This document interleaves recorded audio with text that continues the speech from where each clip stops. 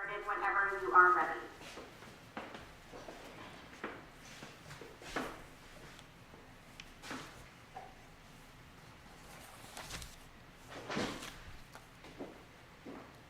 My name is Jeff Anderson. I am the founder of Jeff Anderson and Associates. And our law firm, now for 38 years, has been dedicated to working with and advocating for survivors of sexual abuse. Let's hold on a moment.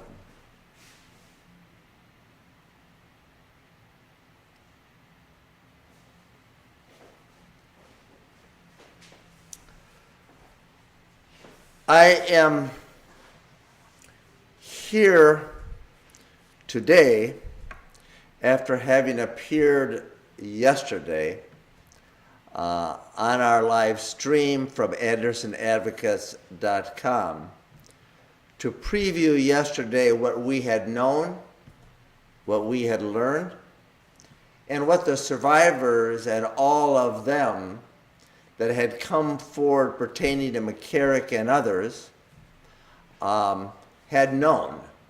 And we did an overview of that. And that outline and that overview is available on our website, as is that outline. This morning, the Vatican, Pope Francis, released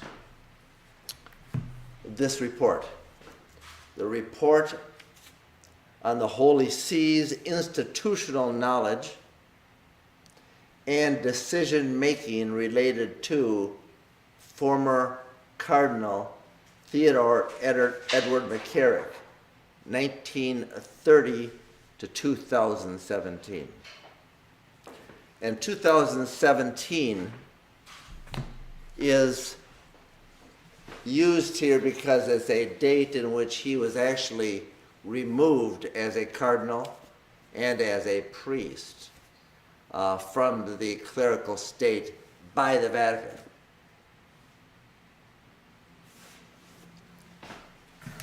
This report pertains to hierarchical and institutional knowledge over the years and details.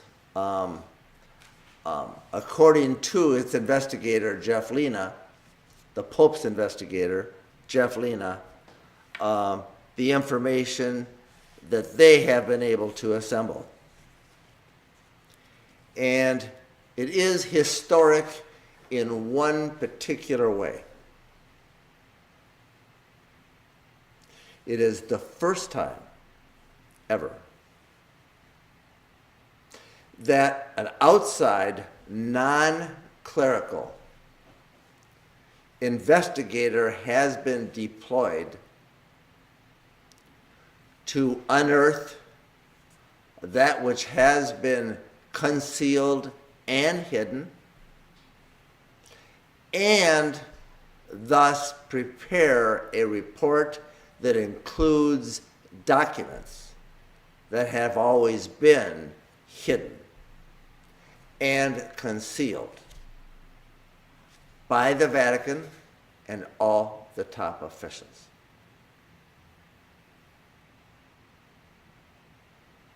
Let's also contextualize. This is the first and only and pertaining to only one cleric. And when we think of all the thousands that have yet to be revealed, and all the tens of thousands of hundreds and thousands of documents maintained by the Vatican in their offices, and all the top officials, from cardinals to bishops to archbishops, in their offices, and the secrets still held. Today's report is pale, but it's a start. It's a real start. And to that extent, I'm going to walk through some of what this does reveal that has not been before revealed, and the significance of it. And to understand the significance of this as we read it, and as people read reports of it, I think we first ask the question, who are they? That is, the popes, Pope Francis, Pope Benedict, Pope John Paul II, and all the top officials in this hierarchy thinking about. And any time you read any page in this report, you come to the singular, inescapable conclusion is they're thinking about themselves, and most importantly, the reputation of the Roman Catholic Church globally.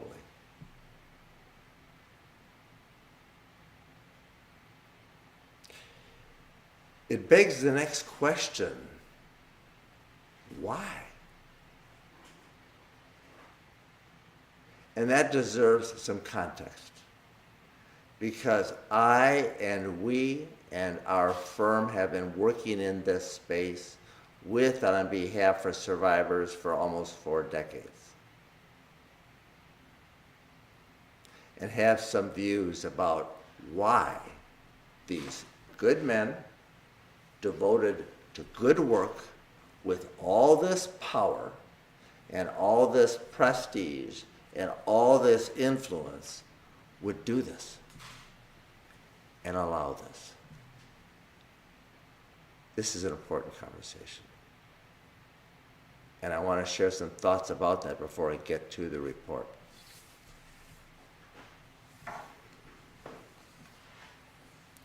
There's one word that captures it. It's called clericalism. A clerical culture, and at the top of it is the Pope. And it is that Pope that has all the power to dictate and to require absolute obedience by all the clerics and religious in it.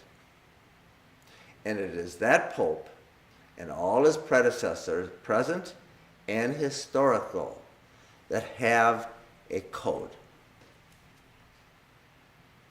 And the code is both written and practiced. And the code is secrecy. Why so? Secrecy, and that code requires every pope, every cardinal, every archbishop, every bishop, and every priest to adhere to absolute secrecy. It is written in their law called the Code of Canon Law. It requires all of them to deploy a practice that they cannot and are required to keep secrets. To what end? Avoid scandal. To avoid scandal means to do anything that will allow the truth to tarnish the reputation of the church. This goes back hundreds of years. So it's not only a written practice, written in the law, it is a practice required to be deployed by every pope, past and present, and is rigorously deployed by all. because they're all required to obey. This is called clericalism. Thus, when there is a document that is scandalous, whether it is a report of a victim, a report by a priest to a bishop, or an investigation of any kind, this code and this practice requires all of them to keep all of those documents absolutely secret and place them in a Vatican archive and in each bishop's archive called the secret archives. And any material that is deemed to be scandalous by them under Canon 489 is required to be placed into the archive, in the chancery, the offices of the bishop across this country and across this globe, and in the secret archives held at the Vatican. Clericalism and this code also requires every cleric, from the Pope on down, to make sure that they do not tell the people, the parishioners, the public, what they know. And they are only allowed thus to share it with one another. And they are all required to keep and adhere to that code of secrecy. In fact, every cardinal takes a pledge on installation to a code of secrecy. That helps us explain to folks what we kind of know, not kind of, what we do know about the why of it. Do these good men intend to allow kids to be hurt? Of course not.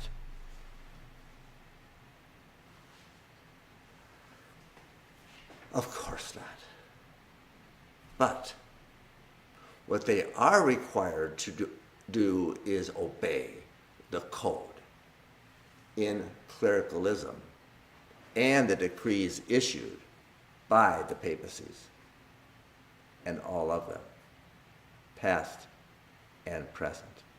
And it is that context I share this, because without understanding the why, it can't make sense. It's also important to understand that in this culture, there is also a requirement of celibacy,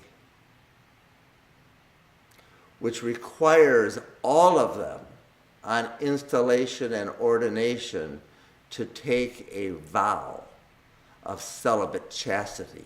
That means not express their sexuality in any way, shape, or form, and thus requires all of them to suppress their sexuality. And when they're required to do that, and they express their sexuality with children, with one another, or other adults, they are required to do what?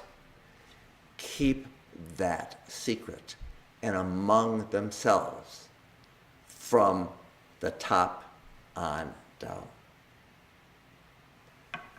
The third and final contextual explanation, I think, that deserves to be shared in terms of understanding the why of this, is that this is a pure hierarchy in which every single priest takes an oath of absolute obedience to ultimately his superior and his superiors to Rome. And that oath of obedience requires them all to adhere to secrecy, to avoid scandal, to suppress their sexuality, at least knowledge of it. When it does occur and to preserve all the evidence within the clerical culture that has existed and does exist, and keep it among themselves. And thus, it is a culture that hides the truth and imperils the children. And not just thousands, tens and hundreds of thousands across this globe. So let's talk about this report as simply a template of one sordid saga of one of the most prominent predators to have roamed the globe and the American culture within the context of clericalism.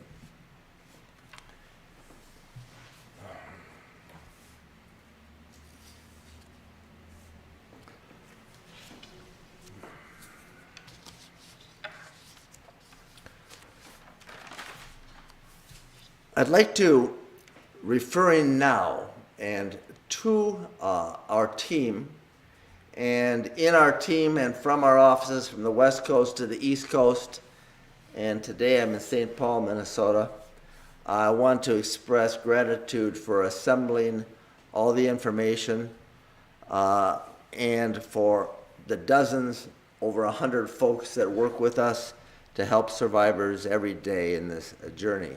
But I'd like to give credit first where credit is due. And I will conclude with this. Credit is due for every secret revealed and this report that came out today and all the public knowledge that has preceded this point in time to the survivors. And let's just pause with that for a moment, because it is the survivors and their families who over time have found the courage and a way to share a painful secret after having suffered in silence and shame for decades with family members, with us, and sometimes with others, and had the courage to do something about it and to stand up for their truth. And we are grateful to stand with them every single day in this journey. The survivors' families. And some of those are detailed in this account released by the Vatican this morning. So let's turn to it. And it's over 400 pages. And here are some of the things that I think from it are really emphasized and notable. In the early 1970s, of course, McCarrick was ordained a priest of New York in 1958. And we know in his early years, and detailed in this report, certainly in the 70s, he is a charming, magnetic, rising star in New York's archdiocese. He is taking trips with other priests, and he is taking trips with kids. Trips with kids. And he is doing it, according to this report, in plain sight, making no secret of it. He is vacationing regularly with kids. And there's talk about it among his colleagues. Cardinal O'Connor, Cardinal Bernardine know it, as do his colleagues, his priests, and other colleague priests around him, as well as superiors. And it's also now clearly documented that he is sexually exploiting and abusing and raping those kids.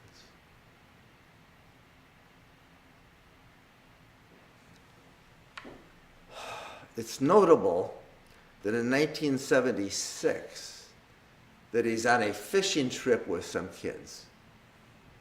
And he's called back from it and has to leave so he can meet with what is soon to be installed and voted to be John Paul II.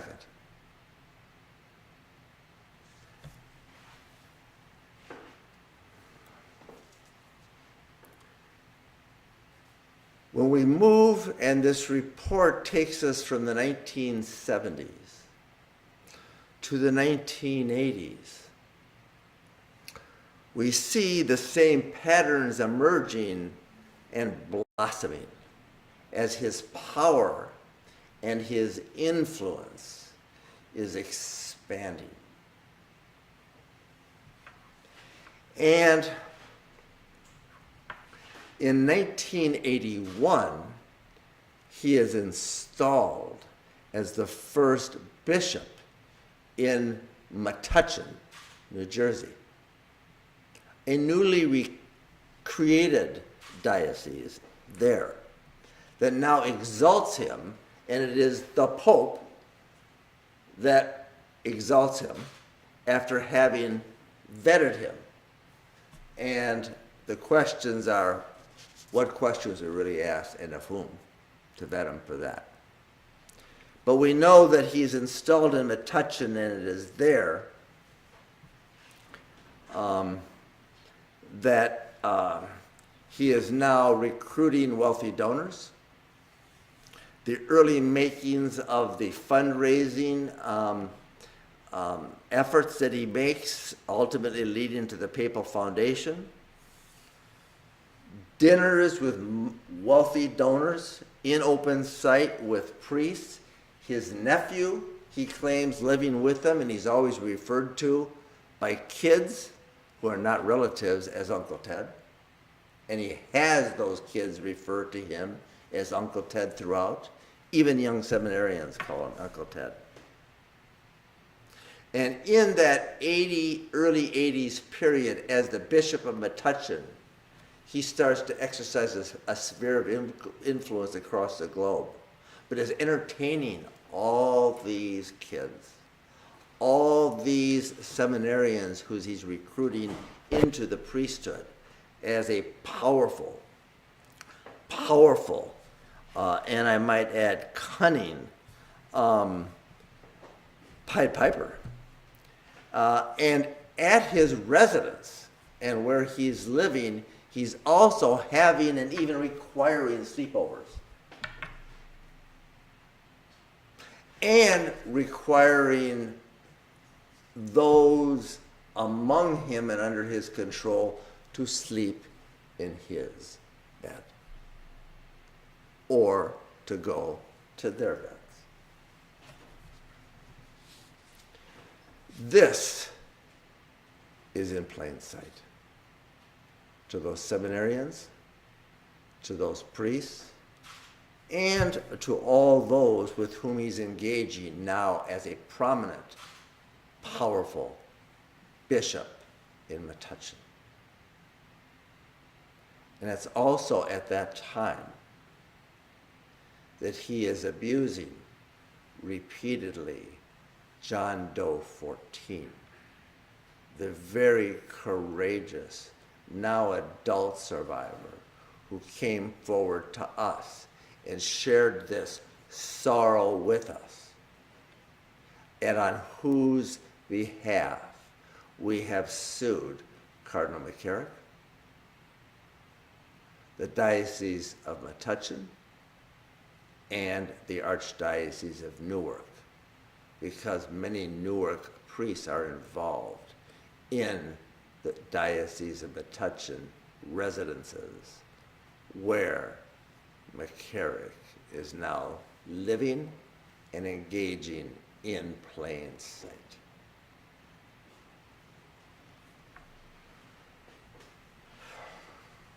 And yes, he would have John Doe sleep over. And yes, he in plain sight effectively would continue this conduct and his exploitation of that child. God only knows how many more.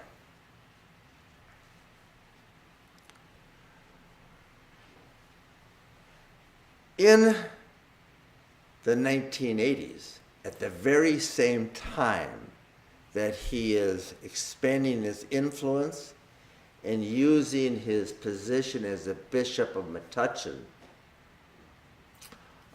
to engage young seminarians, to expand the formation and grow the priesthood in Newark and Metuchen and the like, and having insinuated himself into several very devout Catholic families, some whose name has already been disclosed, some will never be, nor do they have to be. There is a mother whose family has now been insinuated into the McCarrick, whose family has been totally insinuated by McCarrick for many years, arising from New York. And this mother has seen what he has now done, not just to the family and all in it as adults, and the trust betrayed, but that kids have been abused. And a devout Catholic, but in conscience, wanting to both protect her family, but do something about what she knows, is she goes, and we know this is before 1985, when he is installed in Newark. She goes to the library and looks up the official Catholic directory to see who's really in charge of the Roman Catholic Church in America. And she has written a detailed letter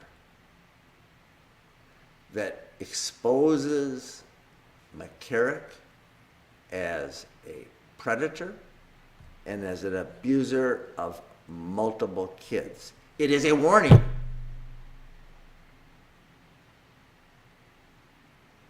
And in it, she writes explicitly that children ages 13 and 14 are being sexually violated, abused by now Bishop McCarrick, Uncle Ted. She details that it has been witnessed that he has been touching sexually these boys. Witnessed the crimes. She details that these are sex crimes and that he has this attraction to boys.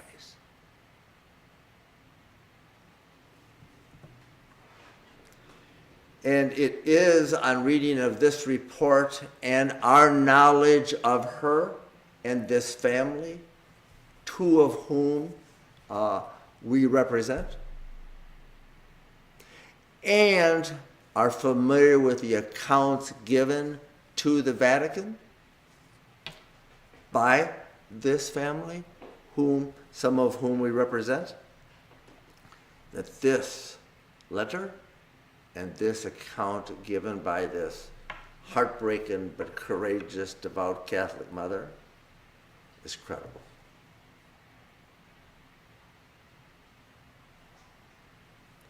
And all she wants to do is protect kids and her family at the same time. and sends this letter after looking at the official Catholic directory to every single cardinal in the U.S. And at that time, our review of all the cardinals actually stationed in the U.S., there were 6 in number. But she also sent that not just to the cardinals, but to the papal representatives called the nuncio. The nuncio is one of the clerical terms for the Pope's delegate in Washington, D.C., appointed to be the Pope's representative in America, and the liaison to the whole U.S. Catholic Conference of Bishops. That means all of them.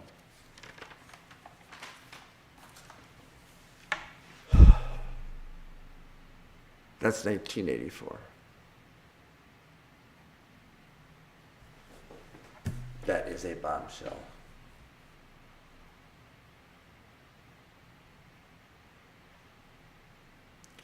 And then the question becomes, that in part is now answered by this report, is what is done by the nuncio, by the cardinals, by the bishops, and most notably by the Vatican.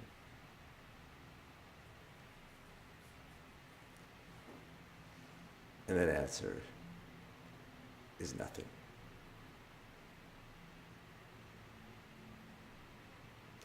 And that begs the question then, if that letter was sent, as we know it was, and is not disputed in this report, what do they do with it? Because Mom didn't keep it, the only ones that are in possession of it are all the clerics and the top officials, and to this day, not one has produced it. And if they preserved it, it's somewhere in those secret archives, yet to be excavated.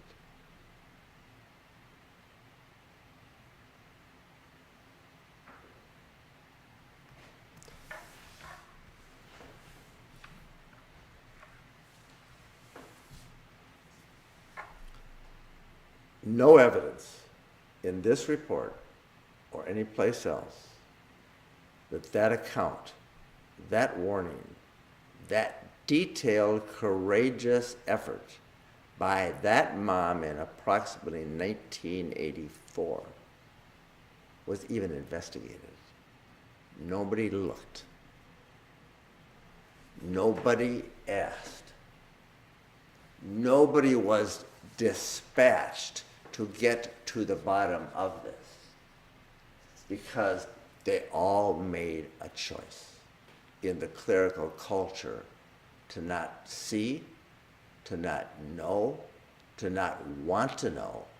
And you can't look, you can't know if you don't look, and you can't see if you don't want to. And the clerical culture and the avoidance of scandal and the adherence to secrecy required them to do what? Suppress that truth that had been revealed by that mother. That moves us to the 1990s. And in it, we see in this report that there are 7 anonymous letters and accounts given to members of the National Conference of Bishops, that is the organization of all the bishops and their officials, that are sent to the papal representative, also known as the nuncio. And among them, we have Cardinal O'Connor, we have Archbishop Cardinal, now deceased, of course, Bernardin, and we have the top U.S. officials in America, certainly. And while the letters are anonymous, as was the mother's, they describe pedophilia, using that term. They describe and use the term cunning pedophile to describe McCarrick. They use the term, and I quote, authorities in Rome have known for decades, unquote.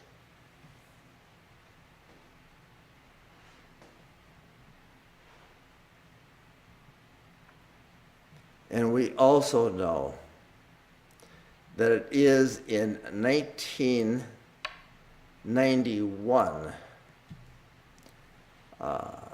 that each, or in the 1990s, each of these anonymous letters describing McCarrick's conduct and in detail, and that it is known, are all suppressed. There is no evidence in this report or anywhere that any one of them ever was investigated. And why is that so? They made the choice and were required to do what? Keep it secret to avoid scandal. Clericalism. And were required to do so by the papacies.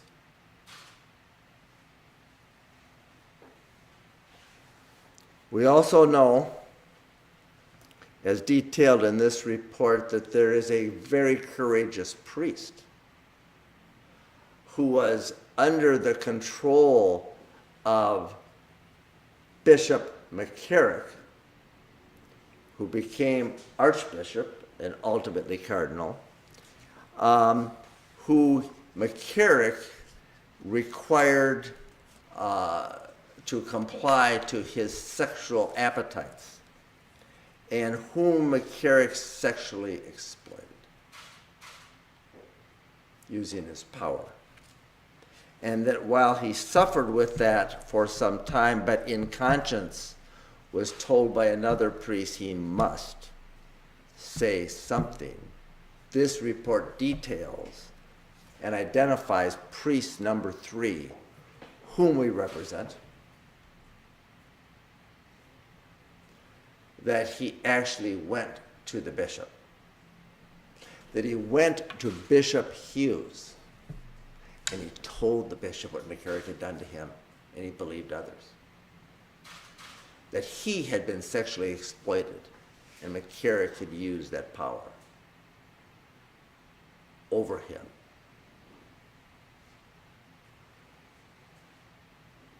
Bishop Hughes's response to priest number 3 was, Father, for the good of the church, keep this quiet. Secret.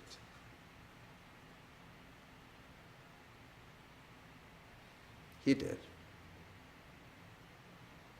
He was required to.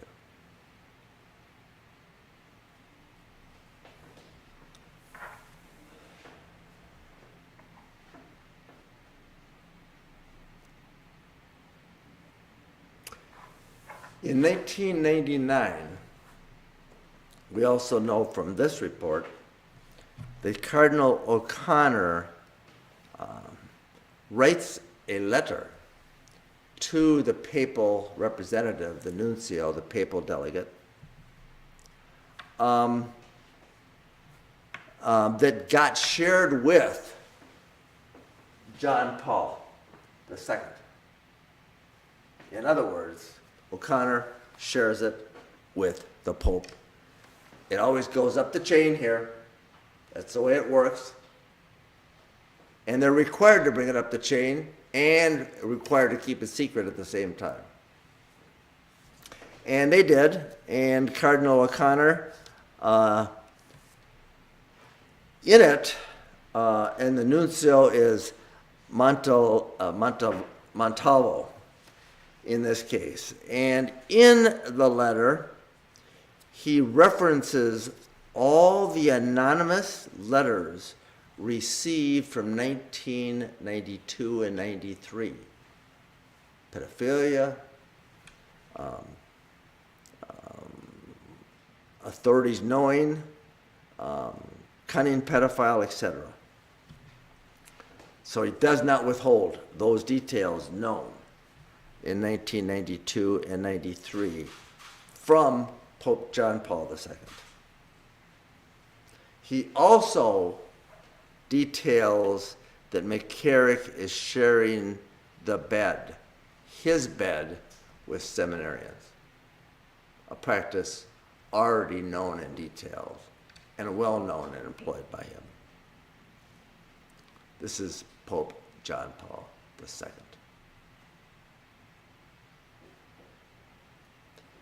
And with that, what does the Vatican and all its top officials do?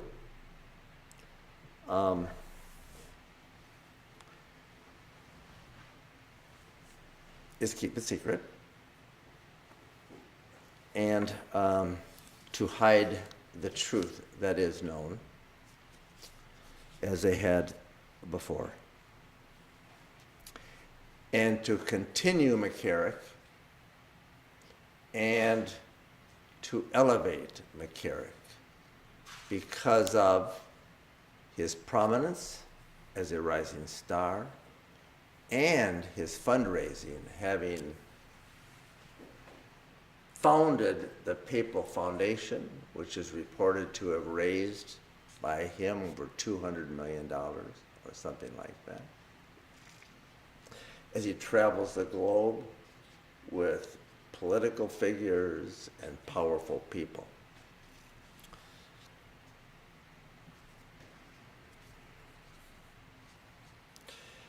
And it's at this time that concerns are raised in the Vatican Curia, that is the Vatican government. Like, we're going to elevate him to Washington, D.C. from having been the Archbishop in Newark.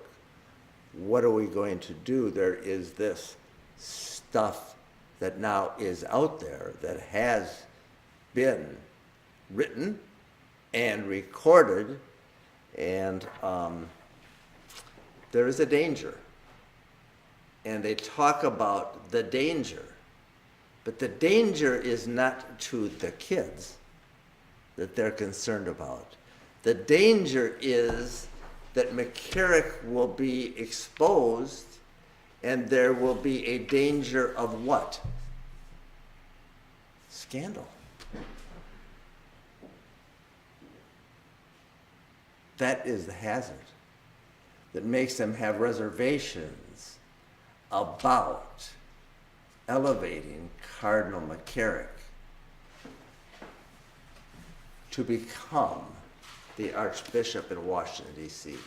These aren't my words. I'm paraphrasing theirs.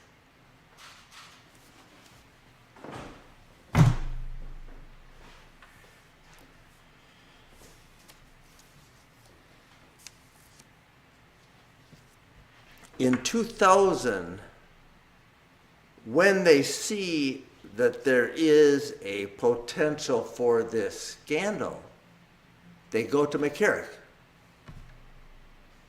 and ask him, and he denies any sexual misconduct of any kind at any time.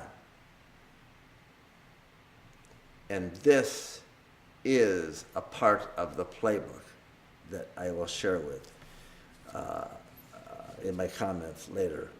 And the playbook is: keep it secret, avoid scandal, hide the documents in the archives, confront the offender, have him deny it, accept the denial, choose to believe it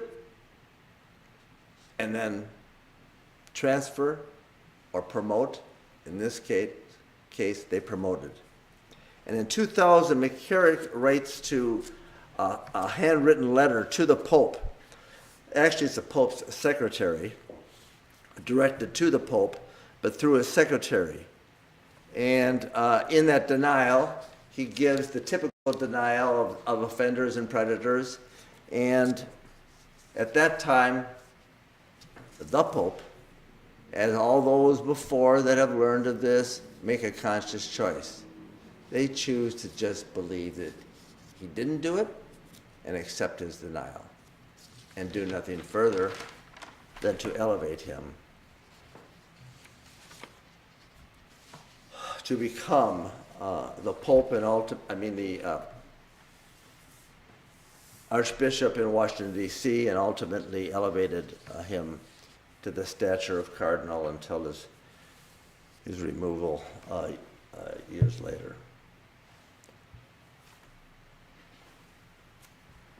There are 3 popes here, each of which have deployed these practices. And they're more than practices, they are a playbook. And the playbook is, first, keep it secret, keep it among ourselves. If somebody is inclined to report or want to go to the police, they go to them first and they suppress them to prevent them or appease them from doing so, and or buy them off if that is required. The playbook is then to either transfer, elevate, and or move that offender, in this case McCarrick, from certain locations where it's getting hot. The playbook is to preserve and keep secret all the documents in their own archives so that law enforcement, civil litigants, and anybody else can never get to them. We've begun excavation of those and first subpoenaed them in 1988. That's an excavation underway.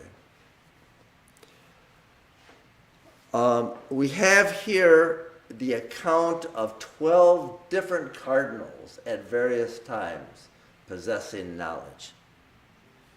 We have here, according to their report and this account, over literally hundreds of bishops, archbishops, with knowledge and turning a blind eye time and time again, and no action taken, and or publicly revealed by the Vatican until 2 years ago.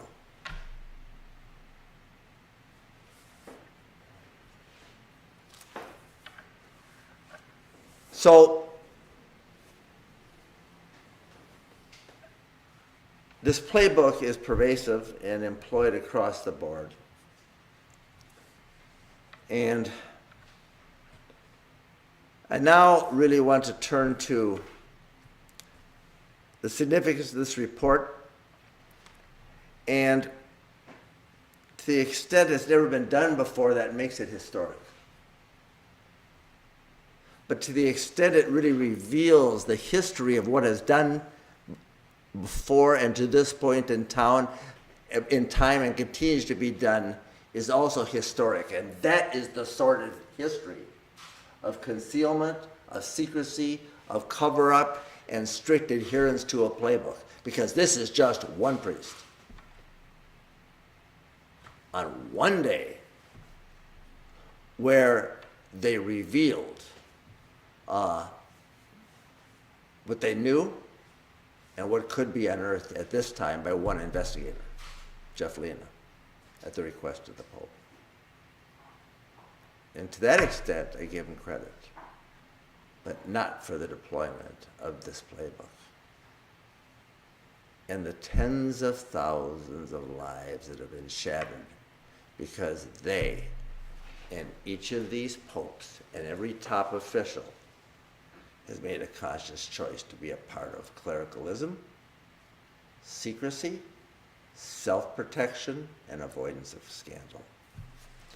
So the call to action here is to have the Vatican release their archives that identify every single offender, like McCarrick, that they know to be, whom they require every bishop to now report to, their knowledge that every bishop has kept secret across the globe.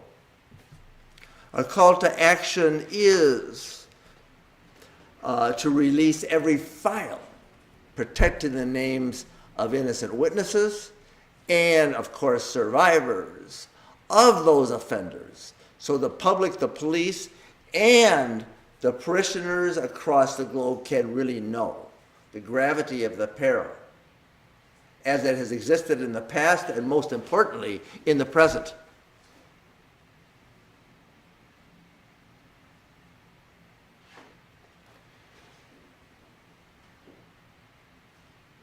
To demote and to discipline those top officials who are a part of making a conscious choice to turn a blind eye to crimes committed time and time again, and to follow adherence to protocols that require them to keep it secret.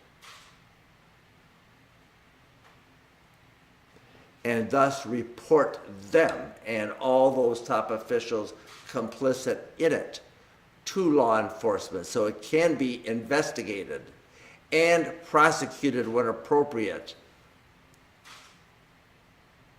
by non-clerical, the civil and law enforcement authorities, and not just by us and the survivors.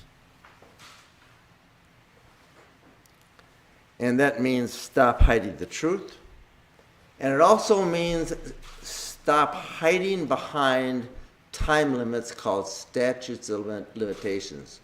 Across this country since 1982, the Catholic bishops and all of them have said that you are too late to take legal actions, and they have thrown cases out of court that have been brought time and time again and hidden behind statutes of limitations, time limits for taking civil and legal action.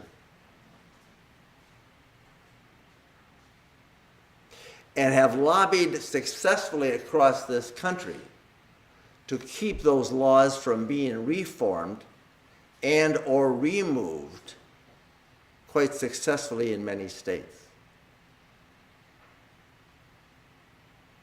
But not so in New York, not so in New Jersey, not so in California, not so in Arizona, not so in Minnesota.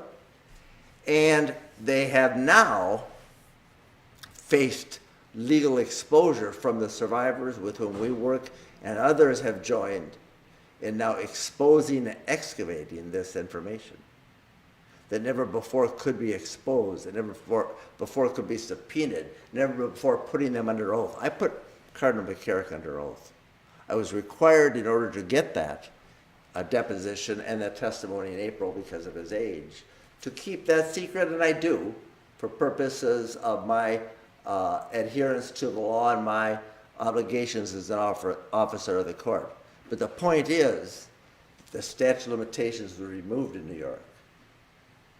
The statute of limitations for a period of time has been removed in New Jersey. But now, the Catholic bishops are using reorganization, or what they call bankruptcy, to shorten those statute of limitations, which allows them to continue to hide secrets and avoid survivors the chance to come forward in accountability.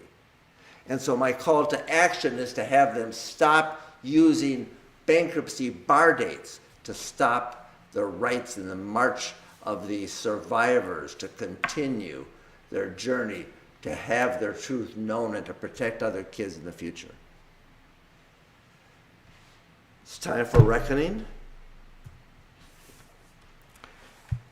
And it's time for the Catholic bishops in New Jersey particularly, and New York as we speak, who are using this reorganization tool to hide the offenders, to hide their own roles in protecting those offenders, and keep the survivors from allowing their truth to be known, revealed, and for them to reckon.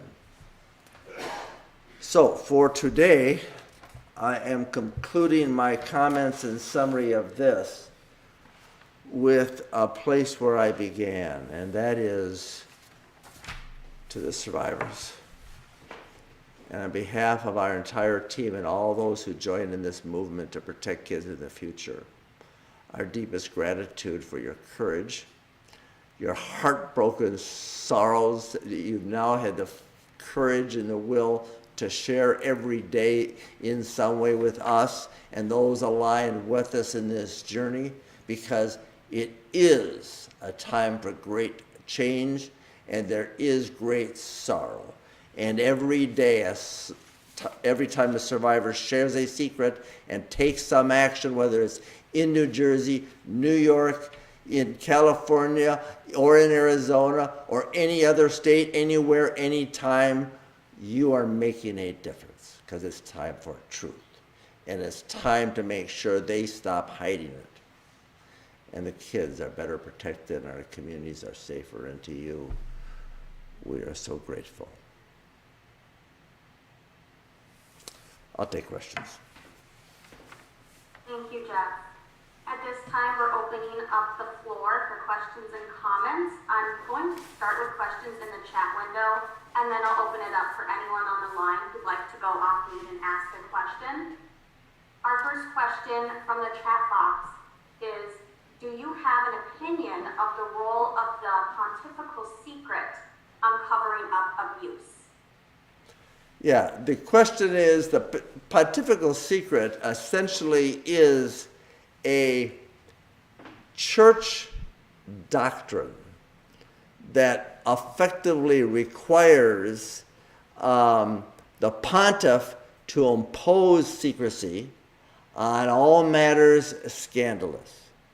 And thus, it is the pontifical secret, their own practice, not required by any truly held religious belief, but by their own self-protection to avoid scandal, that is one of the tools used by them to adhere to these perilous and dangerous practices, and needs to be vanquished if they favor truth.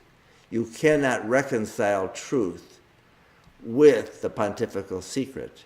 If you favor the safety and well-being of children and the faithful, you cannot adhere to the pontifical secret.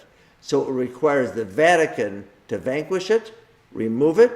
It requires the Vatican to reform the canon coded of law and all the practices and decrees that emanate from the pontifical secret, and the employment of secrecy in sexual abuse and scandal avoidance. Thank you, Jeff. Our next question comes from YouTube.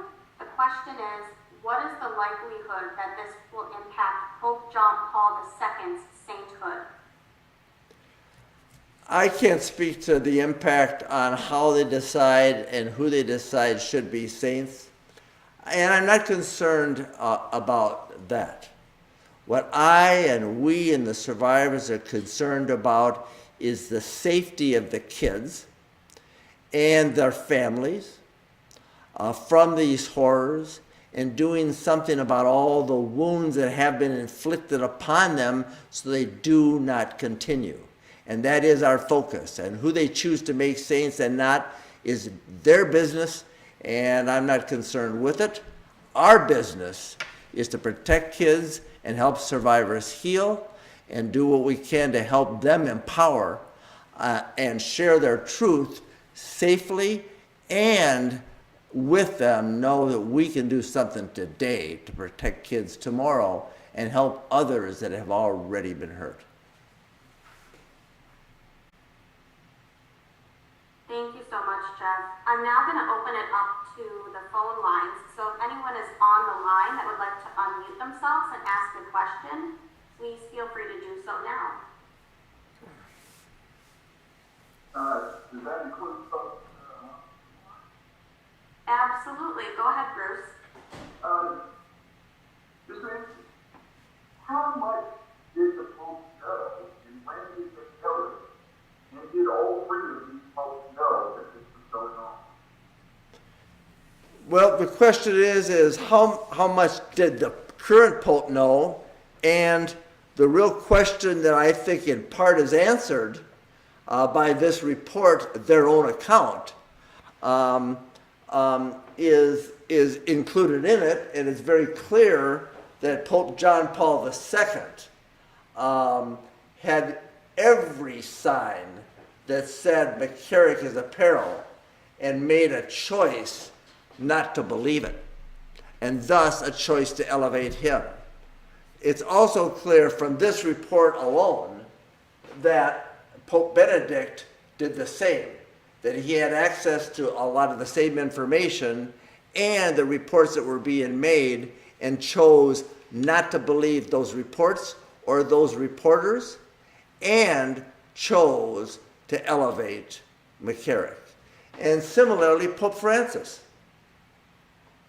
made the same choices for the same reasons, to not want to believe it and to choose to believe McCarrick and to choose to believe that there was a higher calling to avoid scandal and the peril too great to take the appropriate safety measures and report what they knew to anybody other than to adhere to secrecy. So I believe all these popes. And I also believe that is part of why we, working with survivors, first sued the Vatican in 2001. And Jeff Lena represents them and represented them in that case that wound its way through the courts for 10 years.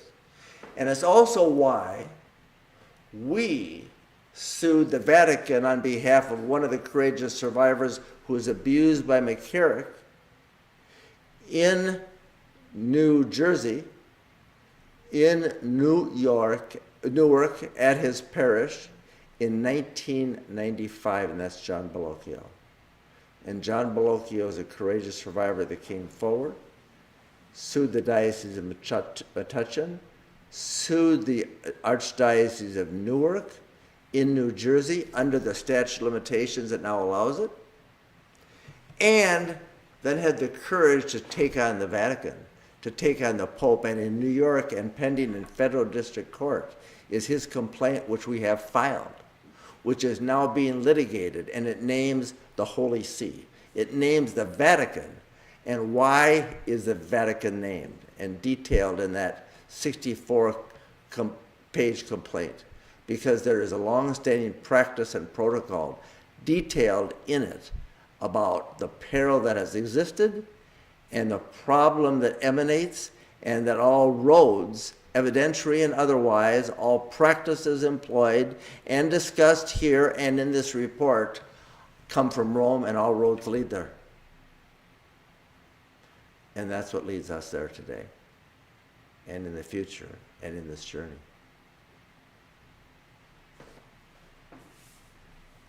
Thank you, Jeff, and thank you, Bruce, for your question. Is there anyone else on the phone line or on the Zoom call that would like to unmute and ask a question?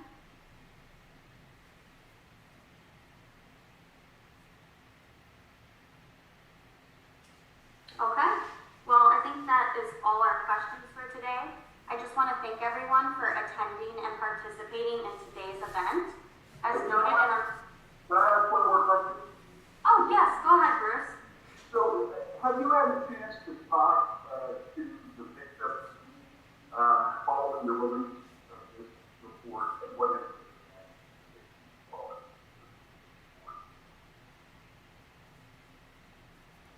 I wasn't able to hear that question, but I'd be happy to answer it offline. Well, what's been the reaction of the bishops to the release Oh. of this report? What's Oh. been the reaction?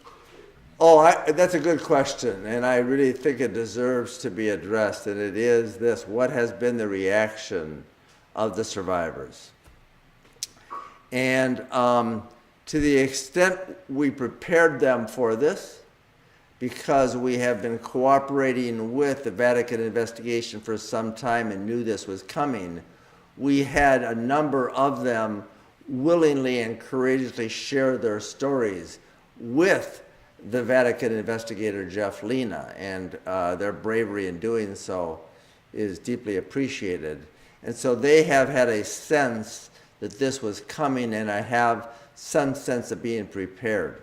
But because we represent so many survivors in our firm, and it's a large one, and we represent survivors of abuse exclusively, we haven't been able to solicit reactions to them to today's revelations.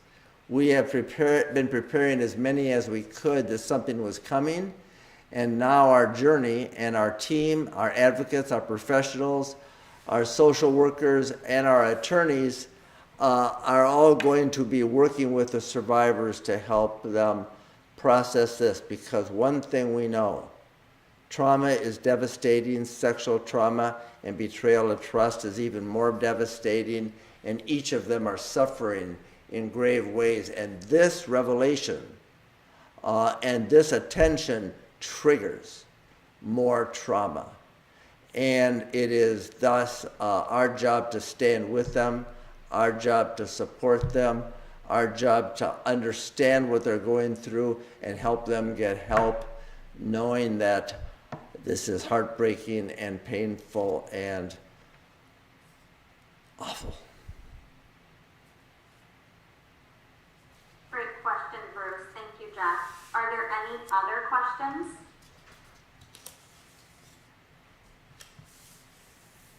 All right. Well, with that, I just want to thank everyone for taking time out of their day to attend today's event.